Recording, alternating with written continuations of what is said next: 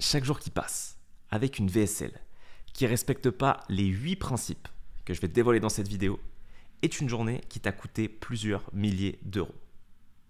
Donc, si tu veux une avalanche de rendez-vous qualifiés pour toi ou tes closers, écoute bien ce qui va suivre parce que ça peut t'aider. Comme ça a pu aider Nassim Saïli, Louis Esquier, Valek Pro Studio, Charles Elias, Farah du Grand Bain ou encore Wendy de Girl Boss Academy. Autant de personnes qu'on a pu scale avec Baptiste grâce à notre méthodologie, avec des multiplicateurs de x2 à x10 sur leur CA mensuel. La VSL, c'est un des piliers de cette stratégie qu'on a pu mettre en place. Je vais te partager mon écran et on va explorer ça tout de suite ensemble. Ok, on se retrouve donc sur les 9 principes de la VSL que je vais te dévoiler tout au long de cette vidéo. Et on va commencer tout de suite avec peut-être la chose la plus importante, qui est de connaître par cœur ton avatar. Aujourd'hui, tout va partir de là. Tout va partir de cet avatar. Et ce travail que tu dois faire précède le travail de ta VSL, précède même parfois le travail sur ton offre, même si c'est un travail qui peut se faire de manière conjointe. Mais quand tu vas t'embarquer dans la rédaction et dans le fait de filmer cette VSL, tu dois te dire qui est-il vraiment, comment est-ce qu'il pense, comment est-ce qu'il parle, quelles sont ses valeurs, qu'est-ce qui le fait réagir, qu'est-ce qui lui fait mal, qu'est-ce qui l'intéresse. Bref, tout ça, c'est un ensemble de questions que tu dois sincèrement te poser. Ce qui fera que ta VSL fera mouche, c'est que tout de suite, tu vas réussir à cibler ses douleurs, tu vas réussir à cibler ce qu'il veut réellement. Et ton produit ne va être que le meilleur chemin, le meilleur moyen en fait pour le permettre de sortir de là où il a mal pour aller vers ce qu'il veut. Et donc, connaître ton avatar va te permettre quelque chose de fondamental dans une VSL, c'est d'anticiper les objections que va avoir tout au long de ta VSL ton client, enfin ton prospect en l'occurrence. Mais tu dois réussir à savoir, ok, si j'avance telle information, il va se dire « Ah, mais ça ne marcherait pas pour moi. » Donc, comment je compte cette objection-là? « Ah, mais là, s'il me dit ouais, c'est encore un vendeur de rêve. » En fait, il faut que tu anticipes tout le dialogue interne et le discours interne qui va se dire tout au long de ta VSL pour qu'en fait, il arrive déjà prêt à être closé et qu'il décide de lui-même de prendre un rendez-vous, tout simplement, pour que ta VSL convertisse parce qu'il dit « Ah ouais, tous les trucs que j'ai pu penser, il a anticipé. Donc, ça me dit bien d'aller voir un peu plus en aval ce que ça donne. » Et ensuite, tu vas l'avoir en rendez-vous. Et en plus, tu l'auras bien qualifié pour ce rendez-vous. Principe numéro 2. Appuie là où ça fait vraiment mal et crée le gap. Très rapidement, ça doit être limite dans ton accroche de VSL. Tu dois tout de suite appuyer sur la douleur, le problème qu'il cherche à résoudre. Si tu n'inclus pas vraiment cette douleur qui est émotionnelle, hein, tout part de l'émotionnel et ensuite tu viens justifier par le rationnel. Si tu ne pars pas de là, tu vas perdre son attention. Ce qui va te permettre d'avoir son attention et de lui faire avoir envie d'en savoir plus, ça va être d'appuyer là où ça fait mal. Tu ne vas chez le docteur que quand tu es réellement malade. Encore une fois, si ce que tu vas lui dire ne cible pas assez un problème qu'il perçoit comme important à régler, il ne va pas vouloir donner suite, il ne va pas aller plus loin. Et ça va faire partie de toutes les personnes qui drop au début de ta VSL. Donc appuie tout de suite là où ça fait mal et appuie là-dessus avec, encore une fois, son langage parce que tu sais comment il fonctionne, avec ce qui lui fait vraiment mal, etc. Donc, tu pars d'ici pour savoir où est-ce que tu appuies et tu crées le gap ensuite. Je te donne un exemple peut-être rapide. Ça fait plusieurs mois que ton business stagne entre 10 000 et 30 000 euros et tu n'arrives pas à trouver la recette pour passer le prochain palier de croissance. Alors que tu vois des concurrents qui ont un produit moins bon que le tien en train de littéralement exploser et même en train de te piquer tes clients. Donc là, par exemple, ça va peut-être résonner avec des problématiques que tu peux avoir aujourd'hui. D'ailleurs, si c'est le cas, tu vas la voir en bas de la vidéo, mais tu peux déjà prendre un call avec Baptiste et moi pour qu'on fasse 1 heure de consulting gratuit sur ton business. Et pour créer le gap, je pourrais te dire, imagine si aujourd'hui, tu avais des process en place ainsi que des personnes qualifiées qui sont capables de faire tourner ce business, lui faire atteindre de nouveaux sommets sans même que toi, tu aies à t'en soucier, que tu puisses profiter de tes vacances sans être scotché à ton téléphone et te poser la question de la rentabilité. Ça, c'est exactement ce qu'on a mis en place pour... etc. Et là, je vais pouvoir continuer avec de la social proof, etc. Ce qui nous amène au principe numéro 3, assois ton autorité et ta légitimité. Tout le monde promet des choses formidables et incroyables aujourd'hui, n'importe qui peut le faire. Maintenant, il faut que tu prouves que tu délivres et que tu es digne de confiance. Différentes choses que tu vas pouvoir mettre en avant. Selon ta niche, tu peux mettre des diplômes, des expériences, des certifications, des accréditations, tout ce qui va être vraiment de l'ordre du CV LinkedIn dans ce que tu as pu faire qui assoit ton expertise et ta légitimité.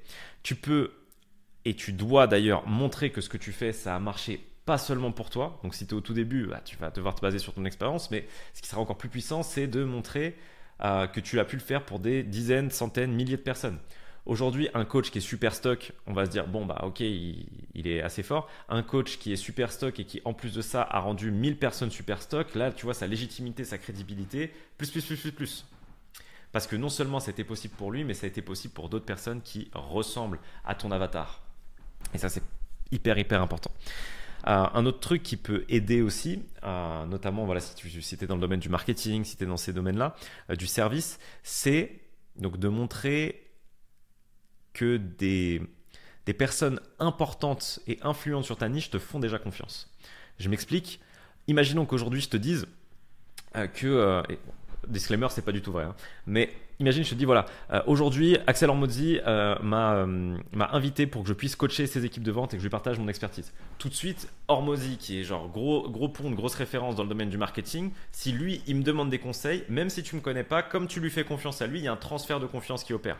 Donc ça, c'est quelque chose qui est très puissant. Si tu fréquentes des personnes dans ton industrie et que ces personnes-là ont déjà pu te faire confiance ou autre, bah, par association, en fait, tu vas pouvoir bénéficier du respect que ces personnes-là ont pour cette personne par transfert. Un autre truc qui te permet aussi d'asseoir ton autorité et ta légitimité, c'est ce que je vais appeler le show don't tell, qu'on pourrait aussi appeler le soft flex. C'est le fait de, par exemple, voilà, imaginons que tu es dans le make money, tu peux, voilà, on voit que tu as une belle montre, que tu as du beau matériel, tu as un micro professionnel, tu as un beau studio, tu as peut-être une belle voiture ou autre. Bref, que ça s'inscrive dans ton environnement. Là, on peut se dire la question de, ok, on a des marqueurs de succès qui semblent légitimes. Bon, à voir, tu vois. Mais ça attise la curiosité, l'intérêt, et ça contribue à ton branding, en fait, tout simplement. Aujourd'hui, si tu fais du make money, et je vais te donner l'inverse, que tu es un clodo, enfin, tu as une dégaine de clodo, que tu dors au Formule 1 et que tu manges chez Flunch, bah, tu vois, ça va être un petit peu plus dur de pouvoir asseoir ton message. Ce qu'on veut pas en revanche, c'est le fait de genre, ouais, regarde, j'ai une grosse montre, ouais, regarde ma grosse bagnole, tout ça. En fait, il faut que ça soit subtil. Il faut que ça soit là sans que tu aies besoin d'en parler et de décrire le truc que tu as, tu vois. Et ça change tout. Principe numéro 4.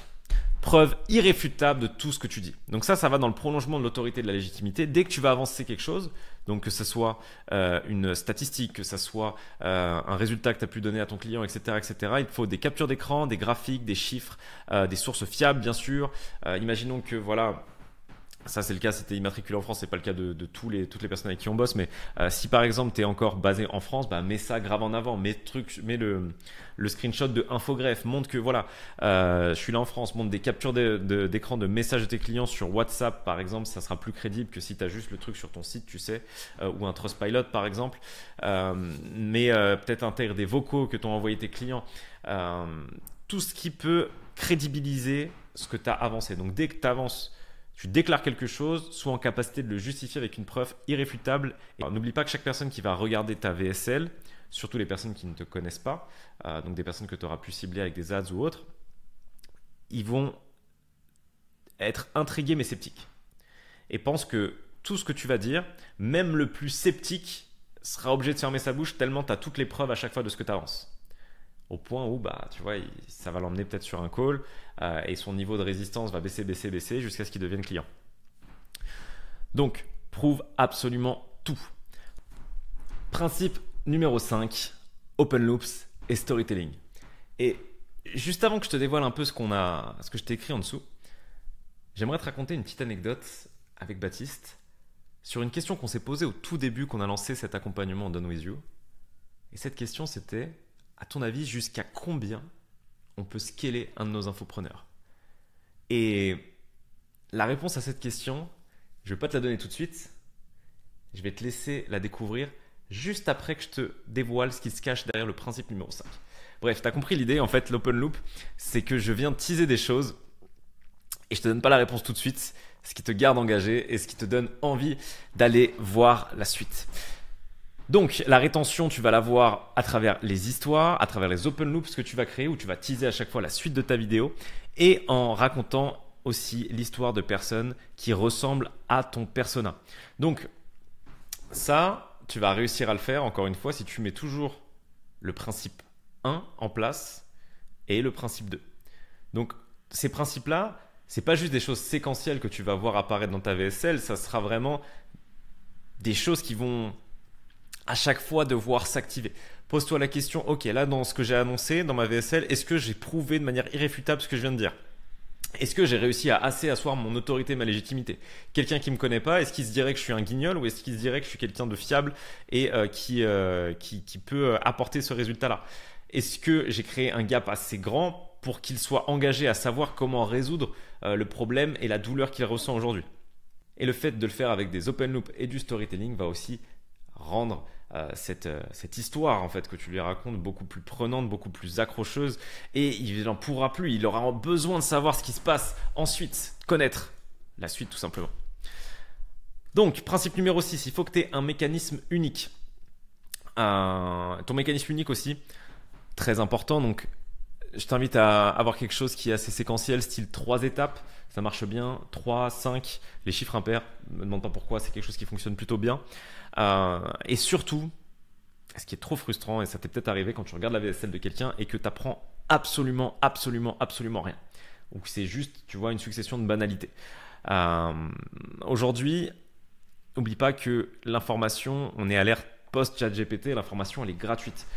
Ce que tu vends, c'est l'implémentation. Donc donne de l'information, donne des choses qui vont lui permettre de se dire « Ah, dans cette vidéo, il y avait de la valeur, j'ai appris des choses, j'ai envie d'en savoir plus. S'il m'a donné ça gratuitement, qu'est-ce que ça va être si je paye et j'essaie d'aller plus loin? Si j'ai ça gratuitement pendant le rendez-vous avec lui, enfin pendant la vidéo avec lui, qu'est-ce que ça va être si je prends un rendez-vous avec son équipe ?» Donc, ton mécanisme unique, mets-le bien en valeur. Donc 3, 5 étapes, chiffre impair, et rentre peut-être suffisamment. Enfin, faut pas non plus que ça soit quelque chose qui soit trop dans les détails, mais donne aussi assez d'informations pour que on se dise qu'on a appris quelque chose avec toi aujourd'hui. Enfin, principe numéro 7, d'abord l'émotion, ensuite la raison. En termes de vente pure et dure, c'est un déclic émotionnel qui vient se justifier par le rationnel. Ce déclic émotionnel, tu le crées avec le principe numéro 2 ici. Tu appuies là où ça fait mal et tu crées le gap. Tout ça, c'est très lié à de l'émotionnel. Ensuite, le mécanisme unique, c'est la raison. C'est là où tu viens montrer que c'est possible. Ta légitimité, c'est aussi la raison. Tu provoques ce déclic-là, tu montres que tu es légitime et que ce que tu promets, ce que tu dis, tu es en capacité de le délivrer. D'ailleurs, tu prouves tout ce que tu as dit. En racontant des histoires, en faisant des open loops, tu gardes ta rétention et tu le fais s'identifier à ce que tu es en train de dire. Et avec ton mécanisme unique, tu viens justifier exactement comment ça se passe et pourquoi ça marche. Ok ? Donc, voilà, l'impulsion émotionnelle qui vient ensuite se justifier par le rationnel. Donc, joue sur tout le spectre des émotions, l'indignation, la frustration, le dégoût versus le bonheur, le respect, la fierté, le statut, etc., etc. Toutes les choses qu'il va pouvoir ressentir, en fait, qu'il ressent déjà et qu'il pourra ressentir une fois que ça sera résolu. Principe numéro 8, messieurs, dames, le copy est supérieur à la production. Ta VSL, ça sert à rien de faire un film de James Bond avec une prod pas possible, du multicam x3.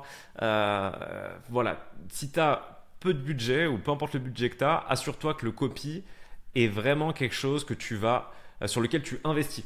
Parce que c'est le copy plus que la production qui fait vendre. Si tu as un excellent copy et une super prod, bien sûr, c'est mieux. Mais aujourd'hui, tu as des personnes qui font des millions, et sans déconner, des millions à l'année avec avec vraiment genre la VSL la plus basique, où c'est des slides où il lit exactement ce qu'il a marqué sur les slides et même des fois avec une voix off qui est un peu naze, hein, enregistré avec un micro qui est moyen. Mais si ton copy est exceptionnel, ça va vendre. Si tu respectes tous les principes que je t'ai donnés dans cette vidéo, ça va vendre. L'avantage aussi d'avoir... donc je te dis pas que tu dois absolument faire une VSL avec ce système où tu es sur la voix off qui est en train de lire les slides. L'avantage de ce modèle-là, c'est que tu peux aussi très facilement, quand tu mets Vidalytics et que tu analyses la courbe de rétention sur ta VSL, tu peux très facilement changer ton hook, changer un peu des accroches sur le body où tu vois qu'il y a des gros drops sur ta vidéo. Donc ça, c'est super intéressant et copy supérieur à la production. Ce qui te permettra de faire des millions. C'est pas le fait d'avoir cette grosse prod, c'est le fait d'avoir un copy exceptionnel. Enfin, principe numéro 9, on arrive à la fin de ces 9 principes, c'est le CTA. Le CTA, très important, évidemment, c'est ce qui va donner le reste de la marche à suivre à ton prospect. Donc, on va prendre l'exemple ici plutôt de CTA qui redirige vers un appel de closing, car c'est la méthode qu'on a avec Baptiste. Tu as des VSL qui vendent le produit en direct sur page de vente ensuite, et bon voilà, le CTA va être un peu différent, mais prenons cet exemple-là. Il faut qu'il y ait une valeur à trouver pour votre prospect dans le rendez-vous plutôt que de juste passer à la caisse. La pire chose à faire, c'est faire un CTA genre en mode ouais voilà, si tu as été convaincu par ma vidéo et que tu veux acheter ma formation, en gros let's go, tu peux prendre un rendez-vous avec mon équipe. Ça sert à rien. Clairement, tu mets une page de vente si tu veux faire ça, mais je te le déconseille si tu es sur du high ticket. Dans ton CTA, il faut que ton prospect ait une vraie valeur à aller chercher lors de l'entretien. Quand tu vas vendre cet entretien, tu peux utiliser différentes choses. Imaginons que tu sois dans le domaine de l'investissement de manière générale. Tu peux dire que voilà, j'ai ouvert 30 créneaux avec mon équipe pour faire un bilan de ta situation patrimoniale, voir où tu en es aujourd'hui, te proposer des axes d'amélioration. À l'issue de ce rendez-vous, si tout est OK des deux côtés, on pourra éventuellement voir comment on peut t'accompagner vers promesse XYZ que tu as donné au début de ta VSL. Et si tu veux rendre le truc encore plus sexy et faire en sorte qu'il soit présent, ne réserve un entretien que si tu es sûr d'être présent. Aujourd'hui, on a assez peu d'équipes, on a peu d'entretiens, ils sont assez précieux. Donc, on veut avoir plutôt des personnes sérieuses. D'ailleurs, les personnes qui réservent l'entretien avec nous et qui jouent le jeu d'être présents avec nous, on va aussi leur offrir le guide des 5 meilleures actions à acheter en 2024. Voilà, tu vois, le fait d'avoir un freebie en plus, ça augmente encore l'incentive pour être présent. Donc, ce qui serait plutôt un lead magnet, tu vois, mais que tu donnes à la fin de ton appel de closing. La petite subtilité à constater, ça peut être: est-ce que dans les rendez-vous que je réussis à obtenir, j'ai des personnes qui viennent chercher juste le freebie et qui sont pas du tout qualifiées? Auquel cas, tu vois, il faudra modifier ton accroche à la fin. Mais de manière générale, ça marchera assez bien pour emmener les personnes dans la prochaine étape. Et si tes closers sont assez bons, ils seront en capacité de créer ce lien de confiance avec ton prospect pour le transformer sur une vente. Avant qu'on se quitte, je vais te suggérer un deuxième call to action. Si aujourd'hui, tu es un infopreneur qui fait 8-10 000 euros par mois au minimum, jusqu'à 30 000 euros, et que tu es vraiment bloqué dans cet ambitus-là, tu n'arrives pas à chercher le prochain step de croissance. Avec Baptiste, on t'offre 1 heure de consulting complètement gratuite. Pendant cette heure-là, on va te donner les meilleurs conseils qu'on donne déjà à nos clients payants d'ailleurs, pour que tu puisses péter ce plafond de verre et aller chercher le next step de croissance. On va te donner le maximum de valeur qu'on peut sur cette durée d'1 heure. Si à l'issue de ça, tu trouves que ouais, tu as vraiment une belle valeur à aller chercher, on pourra éventuellement discuter d'une collaboration ensemble. Mais le but, c'est que tu ajoutes déjà 10 000 euros sur ton chiffre d'affaires, ne serait-ce qu'avec les conseils que tu vas obtenir lors de cet appel.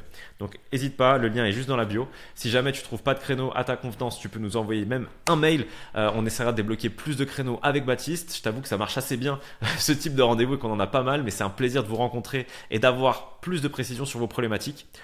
Sur ce, je vais te souhaiter, à toi qui regarde cette vidéo, une excellente journée, une excellente soirée. C'était William de Monetrize. Let's fucking scale.